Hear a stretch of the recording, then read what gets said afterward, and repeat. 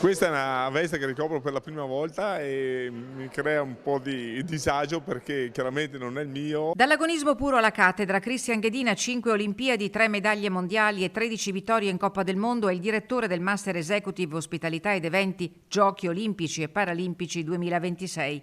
La vernice del prestigioso corso questa mattina nell'aula magna del liceo Lollino di Belluno, davanti a una folta platea di studenti che dal prossimo mese di maggio si ritroveranno in presenza e da remoto negli spazi della scuola superiore per mediatori linguistici in via Flavio Ostilio. Per ottenere un risultato, cercare di offrire inclusività e ospitalità, devono studiare e vedere per ogni settore che uno si dedica, farlo al meglio che possono, perché per ottenere il risultato devi stringere i denti, impegnarti. Il master mira a fornire gli strumenti e le competenze necessarie per affrontare le sfide logistiche, organizzative e comunicative di un evento di portata internazionale come le Olimpiadi.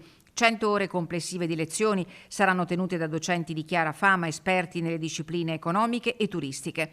Bella idea, ha detto Giovanni Malagò, presidente della Fondazione Milano Cortina 2026. Cerchiamo di formare delle persone che vengono a supportare prima, durante e dopo il più grande evento sportivo del mondo. Penso che i giovani si appassioneranno a questo progetto, sempre di più cercano di ragionare e pensare come dare delle risposte sulla loro vita professionale in futuro attraverso e dentro il mondo dello sport. Il presidente Malagò ha inviato il suo messaggio di saluto da remoto al pari del suo vice e presidente del Comitato Italiano Paralimpico Luca Pancalli. Prepareremo professionisti, tra virgolette, capaci non soltanto di gestire al meglio gli aspetti, naturalmente, gli aspetti organizzativi di un evento sportivo di tale portata, ma anche contribuire alla creazione di un ambiente veramente inclusivo e accessibile a tutti.